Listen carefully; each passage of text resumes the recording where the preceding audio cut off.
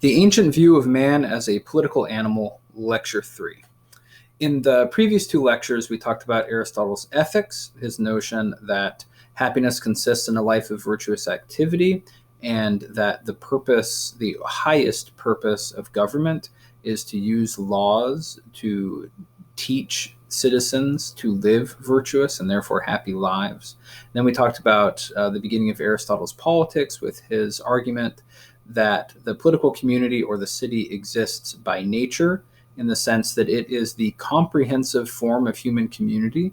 It holds all lesser communities within it, and that when you live in a political community or a city, a polis, that in principle, at least, all of our human needs, even our highest needs, can be met.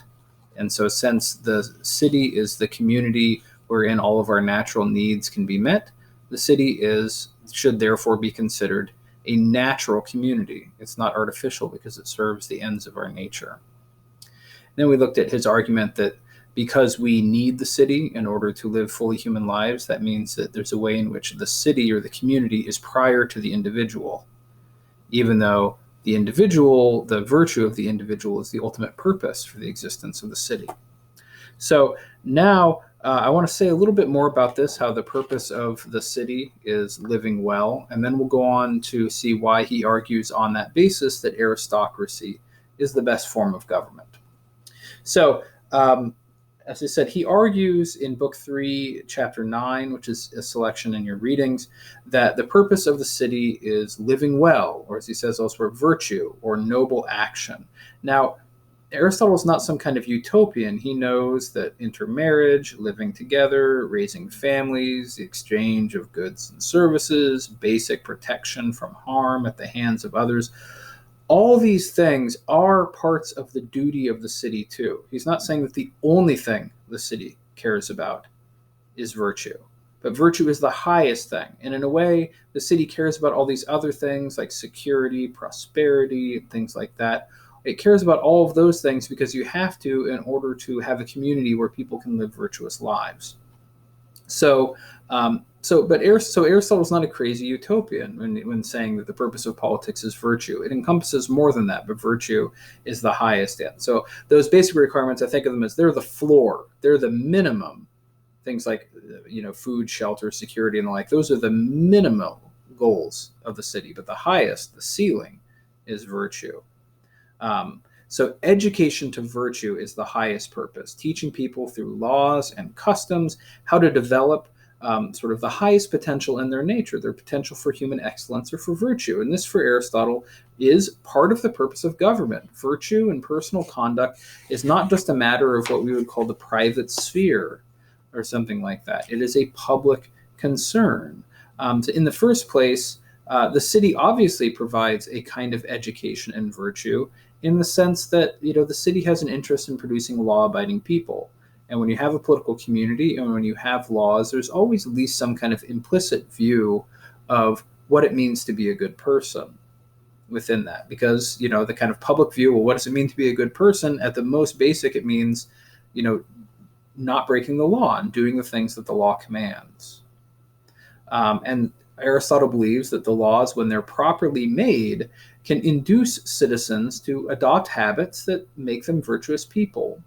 So this is why Aristotle rejects, and this is on page 11 in your packet, Aristotle rejects the sort of modern sounding notion, might almost sound kind of like a libertarian notion, that political communities or cities are compacts among people to cooperate for sake of self-defense and economic benefit. Right? So the idea of a sort of a social contract where we will all defend one another and we will do this for the sake of our own security and prosperity. And Aristotle thinks that that's not enough, right? It's not just enough for the political community to be aimed at preventing harm and promoting prosperity. He says human beings have higher needs than these, and the political community, through its laws, has to attend to those higher needs too, namely the cultivation of virtue, the performance of noble actions, because, again, happiness lies in virtue. Virtue requires habituation, and therefore the capacity of people to be virtuous and live happy lives is crucially dependent upon them living under laws that give them the right habits. If you live under laws that encourage vice, then he would say that that political community is in dereliction of duty. Now, from all of this, we get to his sort of last big claim, which is that the best regime, the best kind of constitution, is aristocracy. Happiness lies in virtuous activity. The purpose of political society is to promote virtue, and an aristocratic government is the best way to promote virtue. That's his argument. Right? So you can ask, well, if virtue is the end, what are the right means? Right? If the end of the city is to produce virtuous citizens while attending also to the basic needs of society, which constitution most successfully accomplishes this end? His answer is aristocracy, where the whole city is ruled by the minority of truly virtuous citizens within it. So the best constitution will not be a democracy. Democracy in the ancient world meant rule by the assembly. Like every citizen had a voice, every citizen had a vote, and so de facto ancient democracy meant majority rule. But the many who make up this majority, especially in ancient times, were, according to Aristotle and others, relatively uneducated. They were common people who had to work for a living. They never had the time or the resources, the personal resources, to cultivate real virtue, to gain real education. You can't expect people without virtue to know how to make correct laws and correct policies aiming at virtue. And Aristotle would say, what does a farmer know, for example, about proper foreign policy, right? Or how to make laws that make people courageous and just and moderate. Aristotle would say the people who know best how to cultivate virtue are going to be the people who are the most virtuous, right? The people who are most what the city aims at accomplishing. And for Aristotle, this requires a significant amount of leisure. You really need to be sort of independently wealthy. It requires that you be free from menial tasks, free from having to devote most of your time to making a living, so that then you have the time and the energy for things such as military training, extensive education, gaining experience through lesser positions in public office. So sort of the cultivation and practice of virtue for Aristotle is really a full-time job. It requires experience in military and in political life. So you can't spend, according to Aristotle, 10 hours a day pushing a plow and then turn around and gain the kind of education and experience you need to be a true leader who knows how to govern a city in order to meet its basic needs, but also in order to create correct laws to cultivate virtue. Hence, the best regime is going to be the one where only the independently wealthy are full citizens with the right to hold public office and exercise political power. Only the independently wealthy do not need to work, and only they have the resources available to gain a proper education, both in the sense of book learning and in the sense of experience in political and military life. That's the view. They're the only ones who have the time and the resources to do this. And so in the best regime, as Aristotle understands it, all the various menial tasks, most of the work, farming, mechanical production, and the like, what most of us do for a living, menial tasks will be performed either by serfs or by slaves or by peasants who just don't have political rights, who don't have the right to hold office, don't have the right to vote, right? So in an aristocracy, the majority of the citizenry do not have political rights. They obey. And the aristocrats actually have the right to command. But for Aristotle, again, remember, this isn't because Aristotle believes that in the best regime, the aristocrats should exploit the poor and exploit the workers. He argues that since the purpose of politics is to meet the basic needs of society and to cultivate virtue in citizens, that it is for the good of all if the most virtuous citizens rule. They know better how to rule for the common good than most citizens do. So it is advantageous for the majority who do not have political power. It is advantageous for them to be ruled by their superiors. That this is the best way for things to be arranged. Now that's Aristotle's kind of official account. I mean, he has a lot more subtle analyses of the way that politics work works. So again, he's not really a utopian, but his basic argument is if the purpose of politics is virtue, then the most virtuous should rule. The most virtuous are going to be those who are sort of independently wealthy landowners, and they are necessarily a minority of any given society. So that's the argument.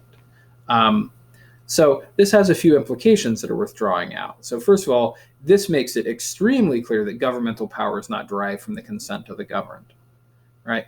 Why should superior people owe their position and their power to the consent of their inferiors, right? Like, do doctors consult the opinion of non-doctors when making diagnoses and prescriptions, right? Does a doctor say, well, this X-ray indicates that you have a tumor, and here's the proper way to treat it. We must remove it through surgery and then follow that by chemotherapy, right? Doctors don't turn around and say, oh, but how do you think we should treat that sickness? Right? Or you think about, do architects consult the opinion of non-architects when making structural designs? I mean, maybe with regard to taste, but they don't say, oh, well, we need to have this structure here and this structure here because otherwise the building's going to fall down. Oh, but what do you think, Mr. Jones, with no architectural expertise? Do you think we should have a pillar there or whatever? Right? That's not the way it works. Right? Experts do not seek to water down their expertise by seeking the approval of non-experts for their decisions. So in the same way, politics has a specific purpose, to produce virtuous citizens. Who knows better than a virtuous person what virtue is? Who is more likely to know what laws will produce virtue than someone who has virtue? So why should the virtuous have to gain the consent of the non-virtuous when legislating and exercising power for the sake of the community? It doesn't make sense, he would say, right? Why should a competent, intelligent, virtuous person have to say, oh, citizens, I think that the following laws will make our children the best possible citizens. But what do you, my mediocre, uneducated fellow citizens, think? Right? Aristotle thinks that's just not how it works. He is, as we would say nowadays, an elitist. Those who are most qualified to contribute to the end of an association, in this case virtue, ought to exercise power precisely because they are qualified to do so. Right? Consent does not make a person virtuous or wise. The majority is not virtuous or wise. What matters is qualifications. That's what matters. So the people who rule are entitled to rule not because they've been given permission by everybody else to rule. They are entitled to rule because they and they alone have what it takes to rule. Right? So that's one of the major implications here. This is why I said Aristotle's view is an aristocratic view. Now, he thinks that these aristocrats, for the most part, should govern by law. I didn't have you do a reading about this, but he very much thinks that rule of law is better than arbitrary rule. So his kind of ideal system would be one where you have a system of really good laws. And for the most part, the aristocrats, kind of as an assembly, just enforce those good laws and, manage the sort of day-to-day policy to keep the society, safe and secure and prosperous. So there you have it. So for Aristotle, happiness consists in virtuous activity, especially both intellectual virtue, but also moral virtue. So prudence, courage, moderation, justice, that living a life exemplifying these excellent qualities is what is truly the best human life. He believes that the highest purpose of politics is to cultivate virtue in people. Since the practice of virtue is our highest natural end, and since the cultivation of virtue is met by the political community, the polis, that means that the political community is natural. It should be understood as a natural community, the one where all of our natural needs from lowest to highest can be best met. And that since the purpose of this community is the cultivation of virtue, the community should be ruled rightfully by those who are most virtuous, and that's an aristocracy.